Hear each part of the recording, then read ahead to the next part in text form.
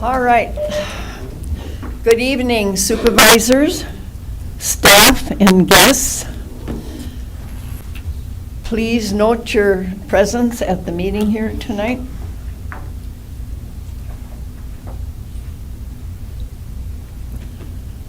All right, we have supervisor, there we go. Okay.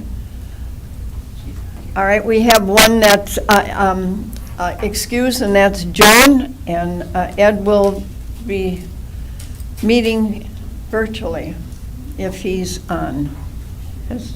Have we determined he's on or not? He's not. He's not on, all right, okay. Then he's absent, all right. So then we have 19 present and 2 absent, all right. Moving on. Yeah, wait for the system. All right, we have to wait. Don't push any buttons. They can't.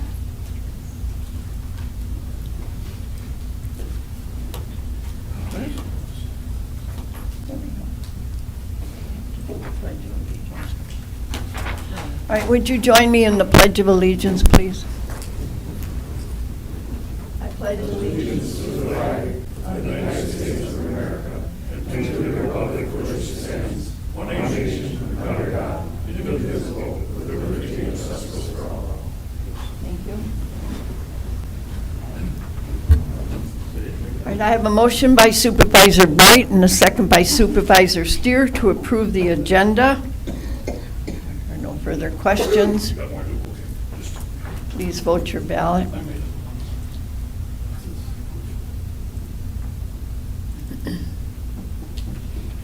All right, we have 19 yes, 2 absent, and so we have enough to continue on with our agenda.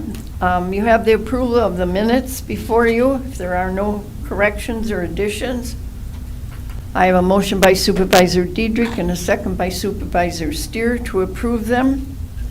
Please vote your ballot.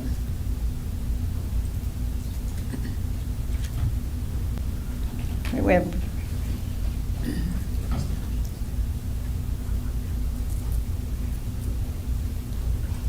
Mr. Supervisor Schwallenberg, would you vote, please, and Supervisor Stoffel? Sorry.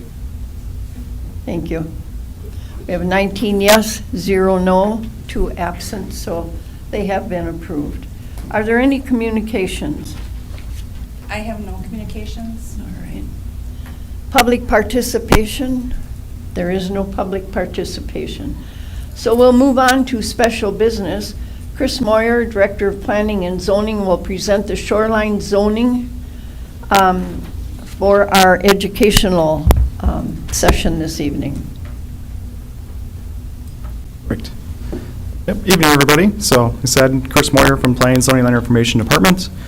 So it's presenting to you today, talking about shoreline zoning. So this is kind of part of an educational series that we've been doing at committee, where if we're short on some agenda items, then we'll kind of throw together some educational pieces.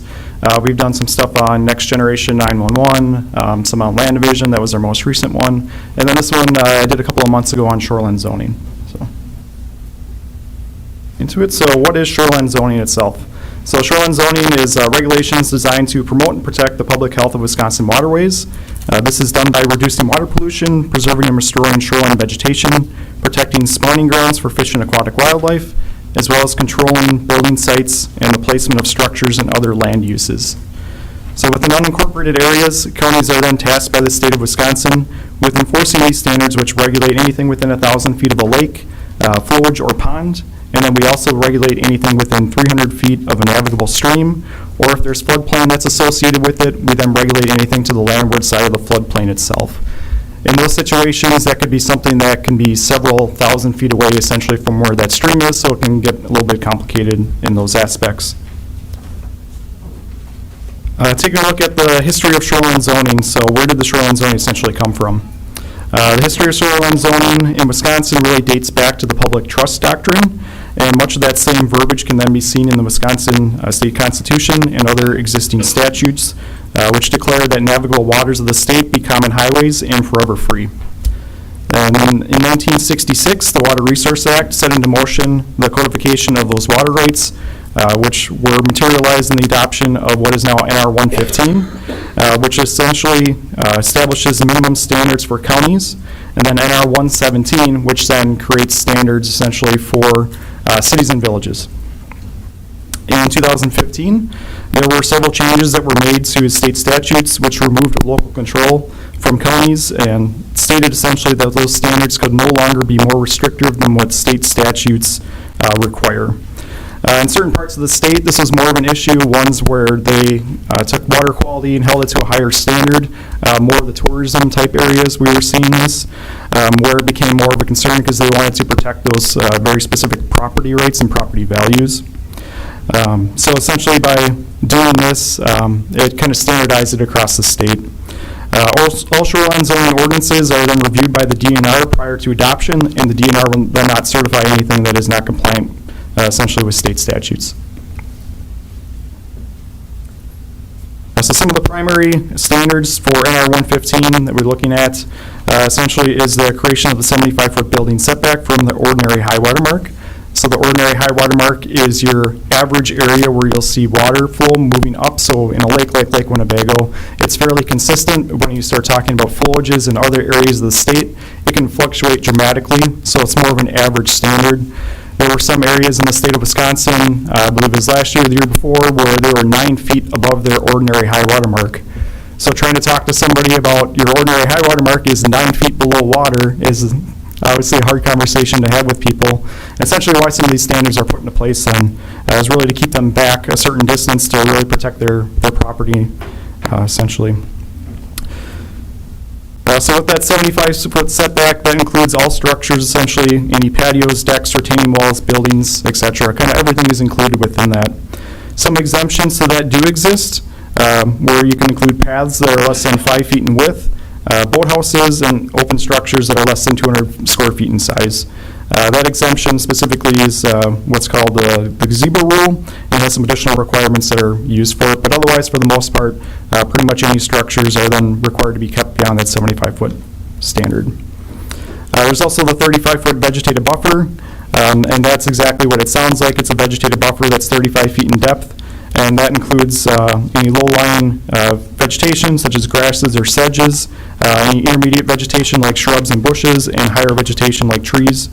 And then the exemption within that 35-foot vegetative buffer zone, you can see on the picture there, is that viewing or access corridor. That corridor essentially allows residents of the region to access the lake or river in front of them. That can be a maximum of 10 feet in width or 35% of their water frontage, essentially whichever one is greater at that point. The maximum width to an access and viewing corridor is then set at 200 feet. And then you also have to include any docks, piers, or boathouses, which must be included in that region. And that language was changed, I believe it was last year. There were some inconsistencies across the state on how that was essentially enforced. So they created that minimum standard of 10 feet, and they also set that maximum standard of 200 feet as well at that point.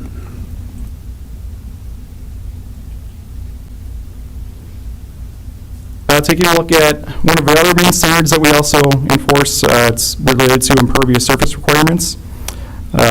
So impervious surface requirements are one of those primary things that come out of NR 115. Previously, counties did not enforce essentially a maximum amount of impervious surface that could be on a lot. This standard is enforced for the first 300 feet landward of riparian lots, or all non-riparian lots completely within 300 feet. We don't see it so much in our county, at least for the non-riparian lots, as most of them are more than 300 feet in depth anyways. Impervious surfaces would include things such as your buildings, driveways, decks, patios, walkways, and similar structures.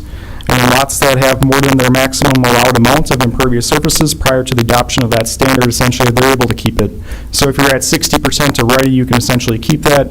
You can remove building structures if you want to. You can relocate that into a different part of your property itself. You get to keep that specific percentage, essentially. So for standard residential lots, the maximum amount of impervious surface on a lot is 15% of the total lot area. This is increased to 30% for highly developed shorelines and 40% for commercial, industrial, or business land uses on highly developed shorelines. So the highly developed shorelines in Calumet County are already mapped out, so that essentially takes that interpretation out of staff's hands. It's a real set standard, at least on our part. If someone wishes to exceed that maximum amount of impervious surface, they can go through what's called mitigation. Mitigation can be achieved if lot owners reach a minimum of 6 points for their mitigation plan. These points can be achieved by maintaining certain amounts of minimum vegetative buffer, removing non-compliant structures within that 75-foot setback, reducing the size of their access and viewing corridor, or not installing things such as floodlights, and also having a compliant septic or well. Mitigation plan is then a document that's recorded with your specific property itself and then transfers down through ownership, so it stays specifically with that property. So if you have a mitigation plan that states that you have an access and viewing corridor that's a certain width, you have to maintain that vegetation within that specific area, because that's what's granting you that additional percentage of impervious surface on your property itself. So why do we enforce shoreline zoning? So kind of taking a look, I talked a little bit about it earlier, but one of the main reasons why we do this is to improve water quality. The illustration that I have up here kind of takes a look at the impact of impervious surfaces on fish diversity itself. As you increase the amount of impervious surfaces in a watershed, it has a direct correlation to decreasing the level of fish diversity in lakes and streams. So to help reduce the impact, shoreline zoning standards limit the maximum amount of impervious surfaces that are essentially allowed on a property. That in turn decreases the amount of runoff from those surfaces, which also helps lower water temperatures. Comparing things from water or rain falling on an actual lawn to rain falling on an actual asphalt blacktop, it's essentially a 10 degrees difference in that actual rainfall when it then goes into the lake itself. And those increases in water temperature then have a direct impact on the actual fish that you're able to have in that area. Like I said, you can kind of see in the actual illustration, as you go with greater impervious surfaces as well as increased temperatures, you lose your different levels of fish, more diversity. So a lot of your sport fish are actually in that far left column itself. So that can have obviously a pretty big economic impact on your area as well. Another reason that we focus on these standards is also limiting erosion. This can include anything from limiting erosion during initial construction to long-term maintenance on a property itself. Within the shoreline buffer area, the DNR stresses the importance of maintaining those 3 tiers of vegetation. That includes native grasses, shrubs, or other low-lying vegetation and trees. One of the main reasons for this is to promote root growth, which will essentially decrease erosion over time. One of the main reasons it's not recommended to plant turfgrass style in our area. As you can kind of see from the picture itself, on the far left-hand side there, that's actually Kentucky bluegrass. So Kentucky bluegrass does not have very deep penetrating root structure itself. Typically it's less than 6 inches in itself, whereas all the other items that are on there are more native vegetation, which have fairly substantial root structure that can go down several feet in depth. So that's really what holds together your banks in those cases and really eliminates or limits the amount of erosion loss that you see during those large storm events. So kind of by planting that mixture of different sedges, grasses, and shrubs and trees, so that really is what kind of helps you mitigate those losses during large storm events. And really it's a substantial decrease in cost when you compare it to seawalls or when you're talking about riprap. Even on Lake Winnebago, you can install riprap, but the wave action that we see essentially removes it after a couple of years anyway, so you're back in there performing maintenance on it as well. So the right combination of plants and trees on the property will essentially allow the owner to still have viewing and access to from their specific residence and require no mowing as well as minimal maintenance in itself. The third item that we also enforce these standards for is really for habitat quality. On large lakes like Winnebago, maintaining aquatic habitats, it's also very difficult to do due to that wave action that I talked about. But maintaining the health of upland tributary streams can also have a large impact on the overall lake health in itself. Those vegetative buffers play a key role in maintaining stream and lake health as it decreases sediment and nutrient loads that are entering water bodies. This improves water clarity, which also increases spawning of sport fish. Other projects such as fish sticks, which are more sticks that are placed. These are more DNR projects and grants that they'll do. They'll physically place branches as well as larger stumps within actual water bodies to provide a habitat and spawning ground for fish. The Land and Water Conservation Department they're currently working on with several landowners to the west of Chilton here, a project that also is improving the quality of Stony Brook, which is our only classified trout stream in Calumet County. Several of these restoration efforts include shoreline zoning items such as restoration of vegetative buffers as well as creation of artificial and natural fish habitats. So they're kind of adopting similar practices as what we currently do. So if you're interested in that project, you can definitely check that information out on their website for sure. Let's take a look at some examples that we have, at least in our area. So what we'll typically do is we'll do a shoreline inventory about once every 5 years. Within statutes, we can do enforcement on something within a 10-year period in a shoreline zoning area. So we'll go out there and we'll essentially take pictures of the shoreline area for our records and kind of spot any issues or things that we see. So these are some pictures that we had, at least kind of taking a look at different shoreline quality examples that we had. So this is kind of a standard lot that we typically see on Lake Winnebago. So some things that we'll notice here, kind of cloudy water, potential for algae blooms. Obviously we know Lake Winnebago has quite a bit of algae blooms that go on with it. Some other items that we see here, there's limited vegetation. There's some trees for sure, but they're kind of missing some of those intermediate vegetation. It's more of a turf grass style. I said limited root growth going in there, so if you do have large flooding events, it's not going to be able to actually do much. We're also looking at large percentages of impervious surfaces here. These are some of the older lots that we have in the county too. These are subdivisions that were created back in the 1950s. So these are very small lots. Houses kind of on top of each other, so their amount of impervious surfaces are quite high compared to some of the newer lots that we have, which have larger requirement standards from the DNR on what you're actually able to create. And we also see kind of a lack of aquatic habitat. This one particularly, you see that they have seawalls here. There's also riprap that's also installed on it too. So there's not much as far as aquatic habitat in this particular case. Another example here, this is also in Calumet County. This is on one of our smaller lakes. A little bit different examples here. You can actually get some aquatic growth going on in these situations. There's also increased setbacks in this particular case. It's a larger lot. It was essentially created after some of these standards were put in place. I said to get more native vegetation in this particular case too. It's more in that 3 to 5 foot range. You can still see over the top of it, and it provides more of a habitat in this particular case.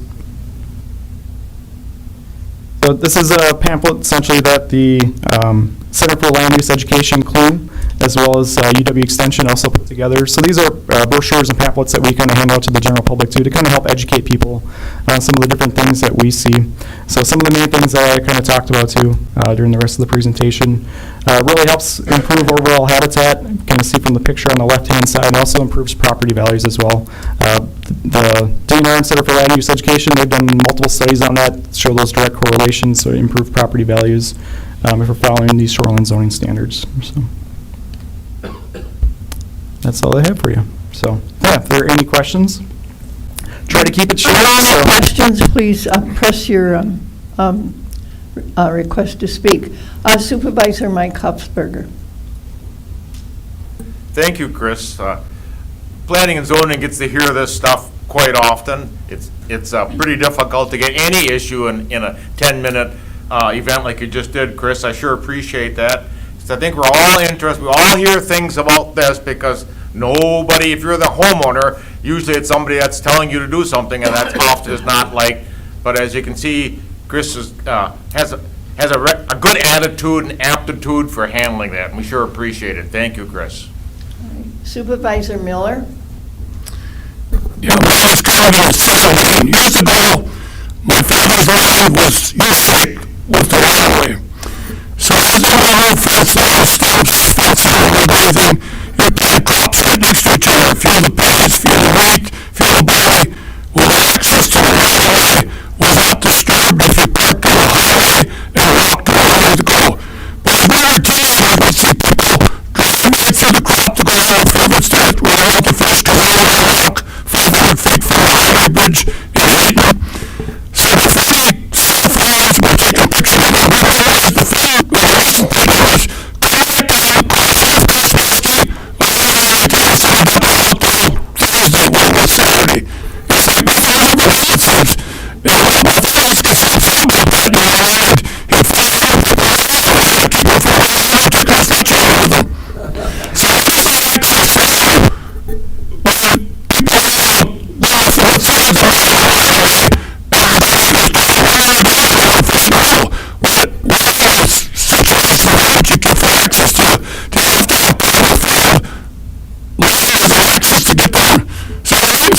correct? You said trespassing.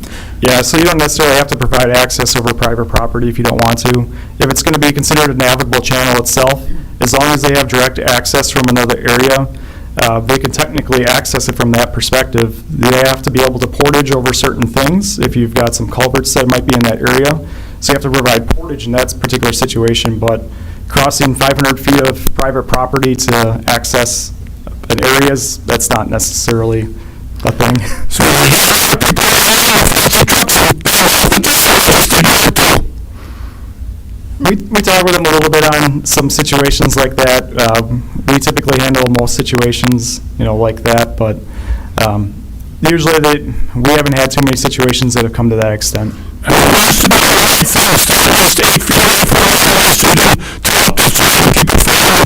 One thing is to have stuff in the right place for people to walk and take their tackle box or whatever, but it's still kind of, a safe spot.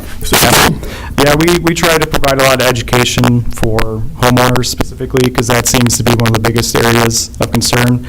We're not trying to tell people you need to do this and you need to do that. It's more the educational component itself. We don't want to do violations against anybody. That's not our interest. Certainly, Kimberly doesn't want to see a bunch of them coming from us either. So we try to work with people as much as we possibly can. So the more that they're educated, the more that we're educated, the better. Okay, thank you. Supervisor Diedrich? Thank you, Madam Chair. Chris, thank you for the presentation. Quick question on the first slide. Talked about the setbacks, 300 feet from the stream, river, 1,000 feet from a lake pond kind of thing. Mm-hmm. Is the basic reason for that because the river is flowing and the pond is stagnant? I mean, why 300 versus 1,000 feet, basically? Yeah, it's more DNR standards that were essentially put into place. I think because it's a larger tributary in that case, you start talking about lakes, you can have a greater impact essentially. When you start talking about those larger bodies of water, looking at Lake Winnebago specifically, pretty large body of water, where you're talking about tributaries where it's only 300 feet. You're mainly looking at that, essentially that vegetated buffer zone for the most part, really trying to protect against nutrient load. For the most part, which is why it's a lot smaller area. I said it can be a lot larger too when you start talking about floodplain, which that kind of comes into play as well. We've got some where it's over 5,000 feet away essentially from the actual channel itself. So talking a mile away in some cases, and they have no idea where the channel is in that particular situation. So there's a lot of education on that element too. Thank you, Chris. All right, there are no other questions. Thank you, Chris, for your presentation. All right, moving along on the special business, we'll review and approve the 23-24 County Children with Disabilities Education Board. And Merlin, would you want to introduce this? And then we'll turn it over to David. And I have a motion by Supervisor Diedrich and a second by Supervisor Schwallenberg. All right, thank you, Madam Chair. I just want to make some comments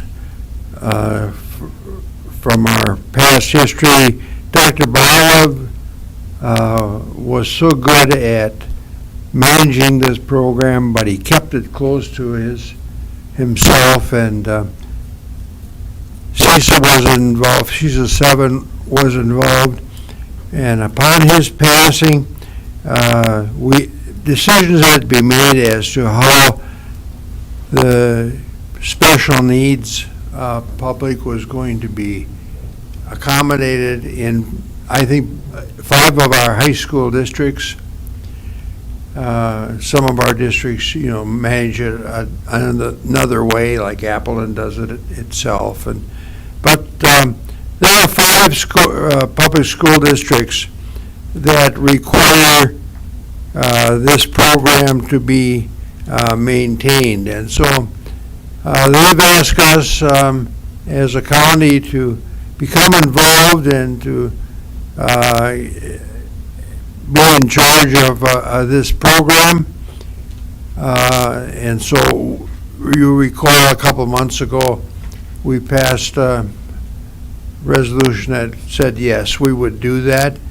And I just want to comment that county boards become involved in programs for its citizens where there is no other way of managing the activity. And that's a case here with our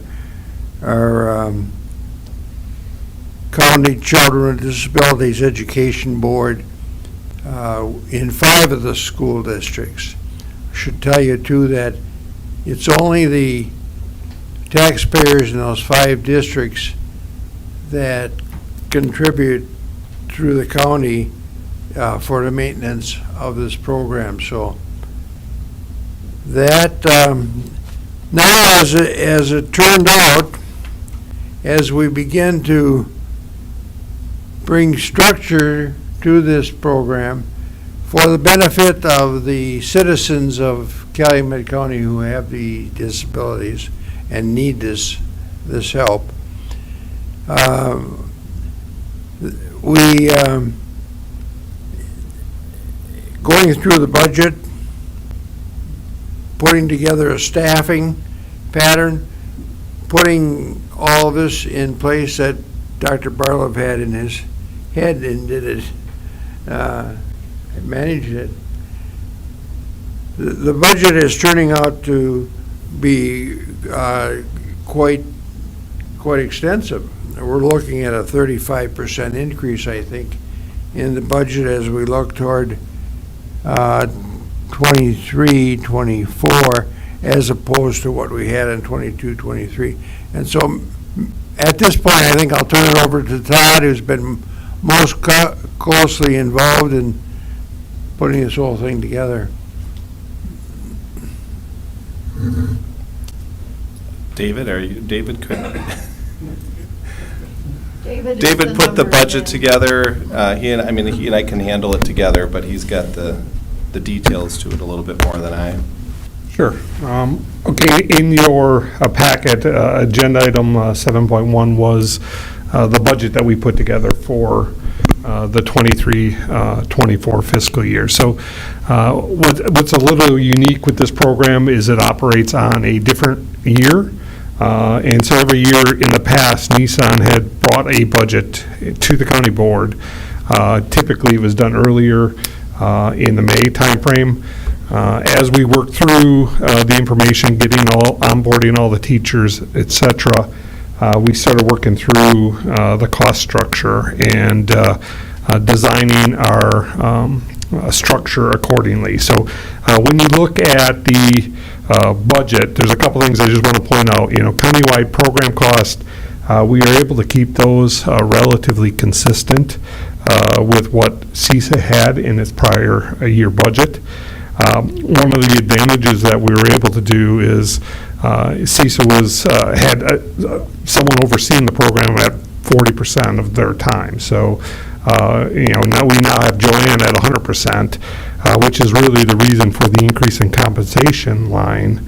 But because of that, she's able to work through it and really support the school district. So a lot of times when you look at a program like this, you're really looking at smaller school districts that couldn't have a full-time staff or a large enough staff to really support the students in this manner. So having Joanne working through with the school district superintendents and the special ed staff at those schools should be a real benefit to the program aspects for going forward. The other component is our support that we provide to the district. So we actually place teachers in the districts to educate the students in the district. So there is where you really see the largest cost, and it's primarily due to about $100,000 of that cost is additional aides that were required to really serve the students. So we had to add additional staff above and beyond what CISA had in their current year budget. Another part of it is salary increases. So as they came on, the school districts around were increasing salaries at a rate, and so to ensure that these teachers were consistent with their counterparts in school districts, the salaries were adjusted accordingly. That resulted in about $150,000. And the remaining component is really fringe benefits, and part of it is CISA's health insurance plan was not really great, and a lot of people didn't take it. And as we onboarded and provided those benefits to the teachers and to the staff, We had a couple extra people take health insurance, but the overall benefits and were a little bit higher. So that cost also contributed to the increase that you're seeing. So when you look at it, overall, our program expenditures are budgeted to go up about $778,000. Like I said, this provides direct support to the district. So without this, they would have to go hire these teachers. Their funding is a little bit of a struggle at a school district's perspective. So the bottom part of this spreadsheet is how do we fund it? So there's the Children with Disabilities levy that we're allowed to levy, which is outside the levy limits, as Merlin said. And then there's two state sources. There's the Children with Disabilities Education Board. So DPI has a specific appropriation for any county that runs a CDEB program, and there are not very few. So there's Civil Help in Brown County, and there's Lakeland Care or Lakeland School in Walworth County as the other CDEB program. So DPI does put aside money for the program and supports the counties that do operate that program. So it's another revenue source that school districts would not have access to. And the final source is the special education and school-age parents' aids, which is a formula that's more of a cost reimbursement based on last year's expenses. So we're right now working with DPI to make sure what CISA claimed for expenses, the reimbursement for those costs come to the county in 23-24. So we're working with DPI on ensuring all the reporting occurs and the documentation happens. Now, the challenge is this budget's kind of a crossover. So our aid that we're going to receive in 24-25, which will be based on 23-24's cost, will be much higher because of the increased cost. We'll get a higher reimbursement rate. So we should recover some or get additional revenues in the 24-25, but we're in that year where we're making a transition, and from a budget impact, there's a little bit of a budget impact right now. So with that, I'll entertain any questions anyone may have on the budget or any questions on how we put the budget together. Would you please press your request to speak if you have a question? All right, I have Supervisor Diedrich. Thank you, Madam Chair. Thank you, David. Quick question, going back to that compensation and benefits line, just like you to repeat, because I want to repeat what I heard and see if I have it correctly. You thought with adding staff was about $100,000 that was needed? Correct. And compensation of that line of staff was about $150,000, which leaves almost $500,000 due to benefits? Is that a correct breakdown? Yes, correct. All right, thank you.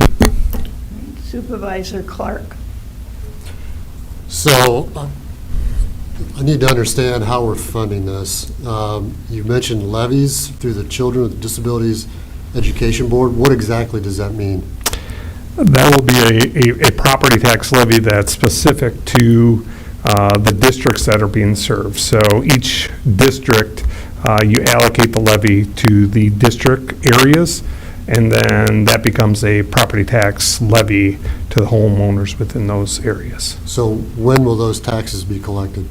They will be collected, in January of '24, January and July. And how will these homeowners and business owners be notified of this increase? Because frankly, as a homeowner, if this gets dropped in my lap, I'm going to be pretty bent out of shape.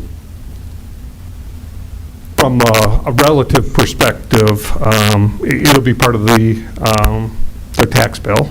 It'll be part of the county line. The county's entire tax bill is well over 21 million.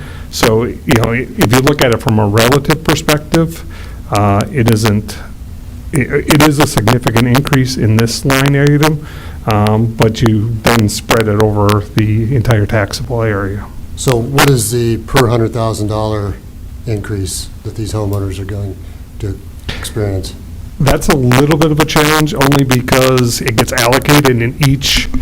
So you take the levy, so you take the 5 school districts, and then you levy it over the municipalities that occur. So, from and if I use one school district, let's say I use this Chilton School District, The properties that are supporting the Chilton School District are going to go up $205,000 approximately. And then that gets spread to the different municipalities who all have different tax rates. So it's hard to come up with what's the impact on per 100,000. I tried that to come up with that, and I literally would have had to calculate every school district within every municipality to calculate that accurately. Well, I'm just glad my constituents aren't in any of these districts, because that's going to be a hard one to answer, because we blew it. $750,000 is a lot of money. Thank you. Seeing that there are no other questions, would you please vote your ballot?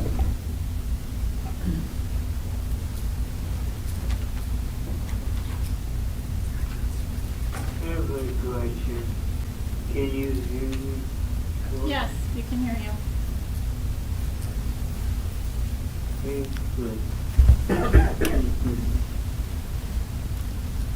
How are you voting, Ed?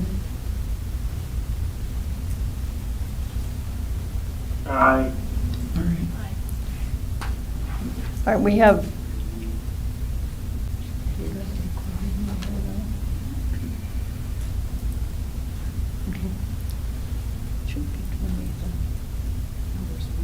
Okay. We have 19 yes, 1 no, 0 abstain, and 1 absent, so it has passed by a majority vote. Moving on to the resolutions. Resolution 2023-06. Resolution amending the rules of order of the county board, amending Rule 23, committees with elimination of Aging and Disability Resource Center serving Calumet, Outagamie, and Wapaka Counties Advisory Committee, and revisions to Aging and Disability Resource Center Long-Term Support Advisory Committee, introduced by the Committee on Rules of Order. Do I have a motion? I have a motion by Supervisor Steer and a second by Supervisor Cleveland. And Supervisor Stoffel, would you speak to this resolution, please? Thank you, Madam Chair. The Committee on Rules met in June to discuss what the procedures were going to be to operate our own ADRC. Wapaka County and Outagamie County had sent notice to the Calumet County that they wish to get out of the 3-county setup that we already had since 2006. Before you, the resolution lays out what the Calumet County ADRC will be functioning as of January 1st of '24. It shows the responsibilities, duties. It's a 12-member committee which will be appointed by the county chair and approved by the county board. I would ask that you vote in favor of this resolution. All right, are there any questions regarding this resolution? Please press your request to speak.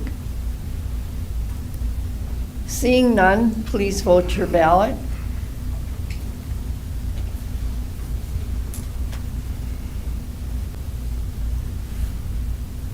Ed, how do you vote?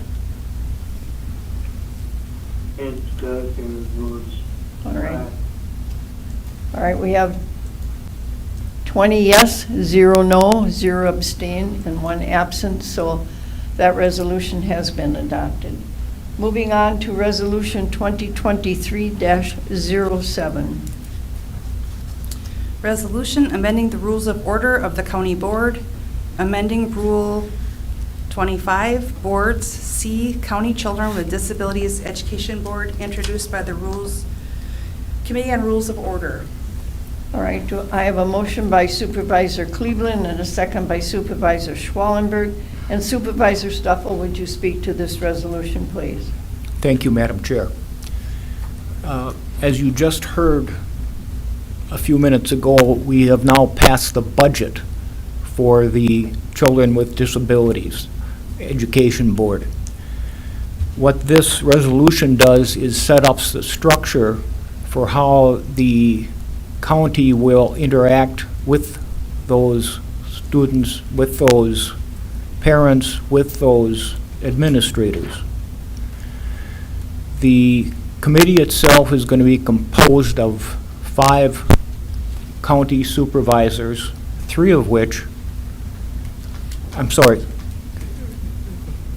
county supervisors, 5 members, but 3 county supervisors.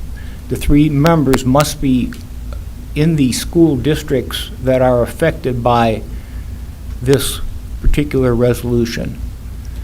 There will also be a subcommittee or an advisory committee which is composed of the 5 administrators of the schools, Brillion, Chilton, New Holstein, Hilbert, and Stockbridge, which will be advising the committee on what their needs are. The budget that you passed is the first step in this direction. And if you had the time to take a look at the administrator's report, you'll find out that we have already onboarded 23 paraprofessionals and 18 teachers, all in the special education area. Again, I would ask that you vote in favor of this resolution. Are there any questions regarding this resolution? Seeing none, please vote your ballot.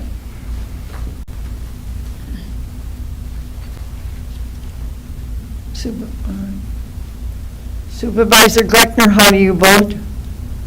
Vote aye. Thank you. We have 20 yes, 0 no, 0 abstain, and 1 absent, so it has passed by a 2/3 vote.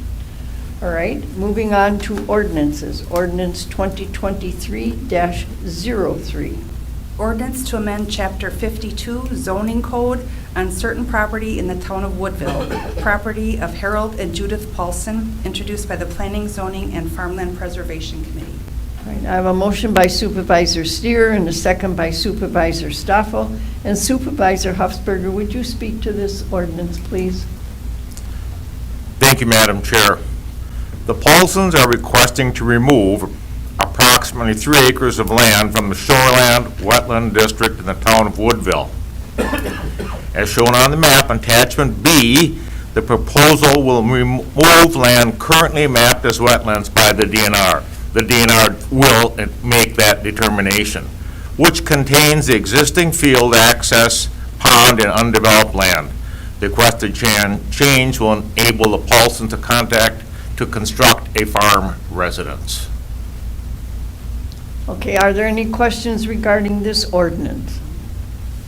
Supervisor Schwallenberg. Thank you, Madam Chair. Did you say that the DNR has still got to approve this? They will make that decision on the wetland, yes. So they could overrule? They could, I think they already have. Chris, is that true? So the DNR has already provided some comments on it. They have no concerns whatsoever with it. We have to send it to them because they actually control the wetland maps, so they'll make the physical changes on our behalf, essentially. Because I guess like shoreline zoning, I always thought wetlands was a real problem if you wanted to build. Yeah, this is the first one that we've done in over a decade. I believe when you start talking wetlands, we typically don't remove much. This is viewed more as a mapping error on their part. There's a wetland delineation that's been done on the owner's behalf. So they've run out there, they've looked at soil conditions, vegetation, everything else. They concluded that it's not a wetland area, so that's essentially what that map is depicting. And that attachment A is then showing what our current wetland maps actually indicate, which shows that it's actually in it. But essentially, this would then remove it from that wetland map. So then where is the residence going to be, in that blue area? It'll be further to the west in the field area that's currently undeveloped. Is there a home there right now? There's currently not. What am I looking at here then? There are no buildings? Oh, okay, but what about this one here? What about this one? What's this? It's the blue enclosed area. I think he's going to bring it up. We're talking about this. Yeah. This road and this stuff around here. So they want to build in here? Right. Oh, okay. I thought they were replacing, they're not replacing their home. Nope, it'll be, yep, a new farm residence, essentially. Okay, thank you. Okay, there are no other questions, so please vote your ballot.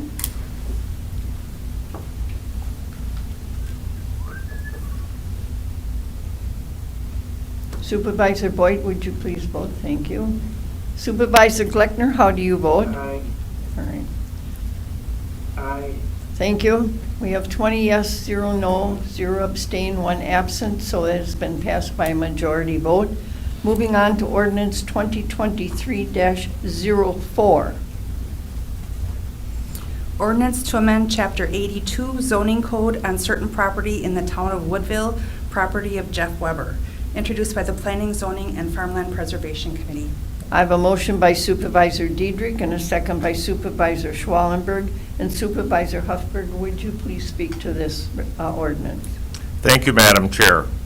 Jeff Weber is requesting to rezone approximately 2 acres from exclusive agricultural district to the agricultural residential district and approximately 77 acres to the exclusive agricultural preservation district in the town of Woodville. The proposal will split the existing residents and buildings from the agricultural lands. The request is consistent with the county and town comprehensive plans. Okay, are there any questions regarding this ordinance? Seeing none, please vote your ballot. I jumped in, I'm sorry. Excuse me, Supervisor Diedrich. I'm sorry, Madam Chair, I punched the wrong button late, but I do have a quick question for Yes. Supervisor Hirschberger. On the handout I have here, it says approximately 75 acres, and you stated approximately 77. I know it's not a material difference, but what's the correct answer? I don't know, is it 75 or 77? It's approximately 77. Yep. They always put the approximates on there just because the surveying changes some stuff occasionally, so. Okay, thank you much. Yep. All right, there are no further questions, and please vote your ballot.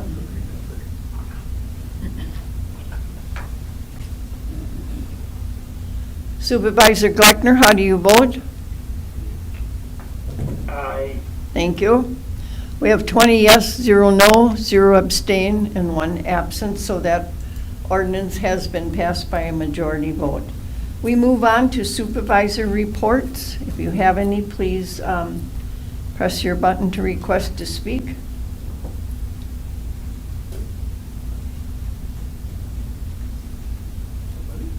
I don't have anybody. No, there is.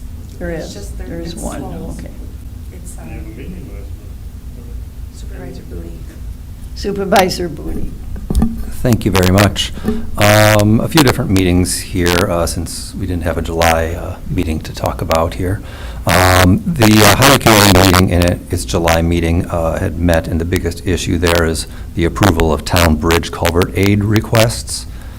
Just as a reminder, the way town bridge and culvert aids work is that the townships apply for that aid. The towns will then put up half of the money for their project, and then the remaining half of it is levied across the other townships in the county.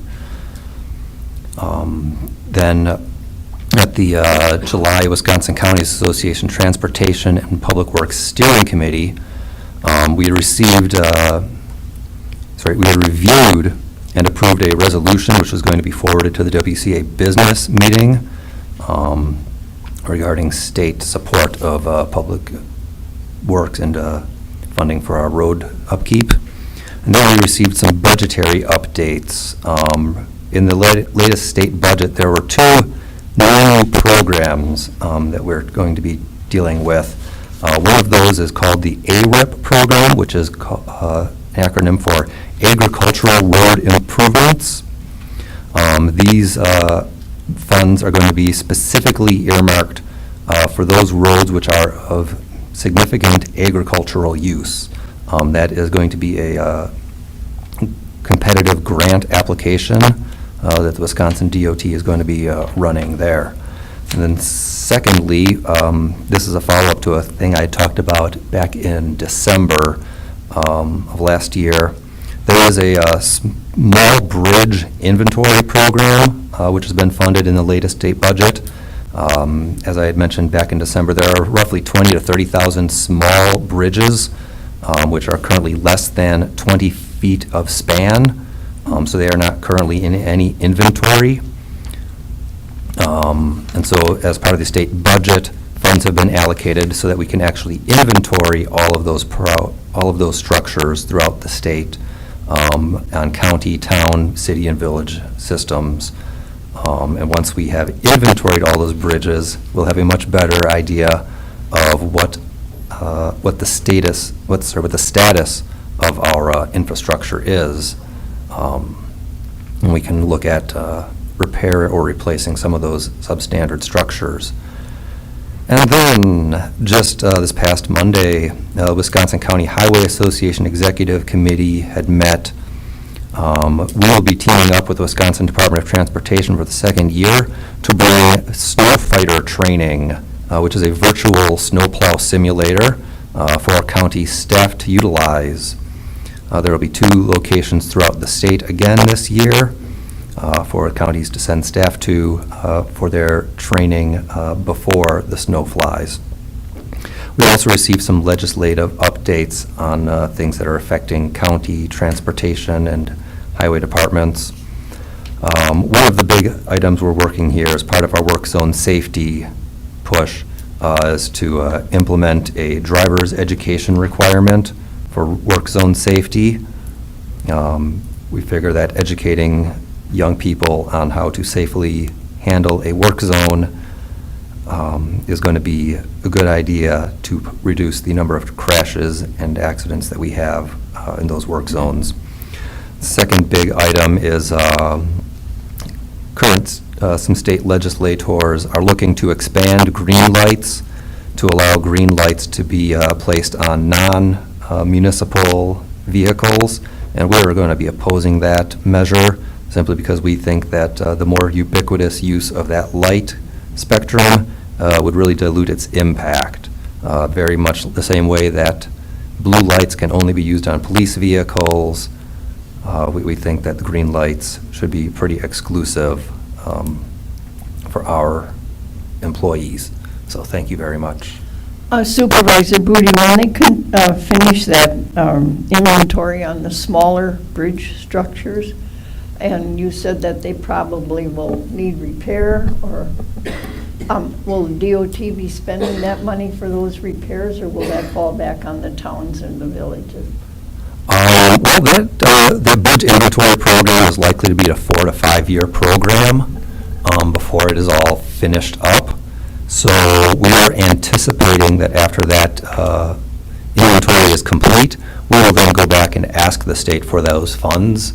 That'll be part of any other budgetary request that we make, and we'll see how that gets approved or not approved at that point. All right, thank you very much.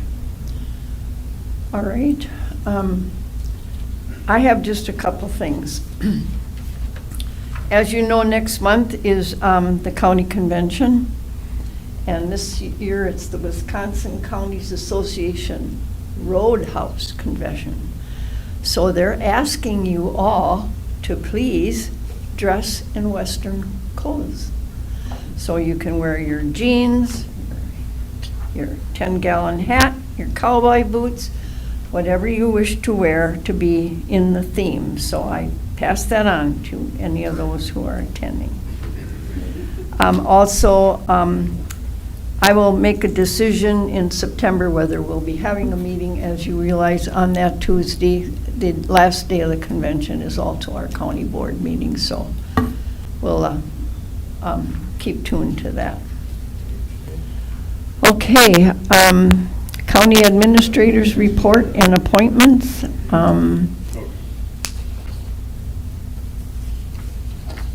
You have that in your packet. Was there any question regarding his report? Seeing none. All right. He has asked for the reappointment to the Zoning Board of Adjustments of John Cousins and Kevin Fisher, whose terms expire June 30th, 2023. The new terms will expire June 30th, 2026. And could I have a motion to? Mary, is there a motion, or is that request to speak? No, I don't even know where you're seeing the appointments. Appointments are on there. Appointments aren't on the agenda.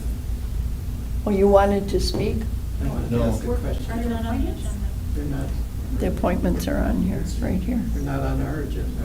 Not here. Do it. This one here, John Cousins and Ken Fisher. I think that was last time. Huh? You must have a page on order.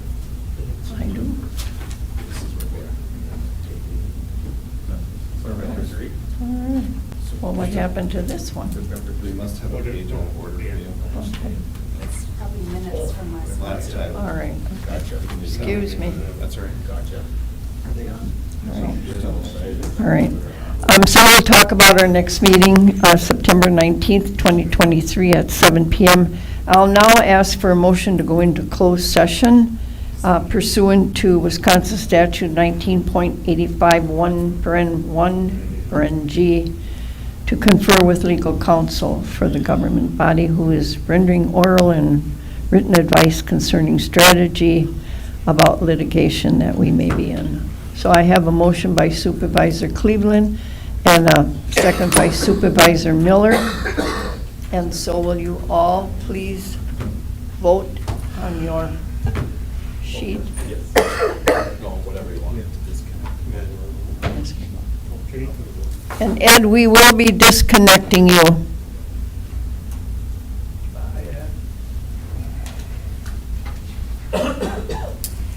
Okay. Thank you.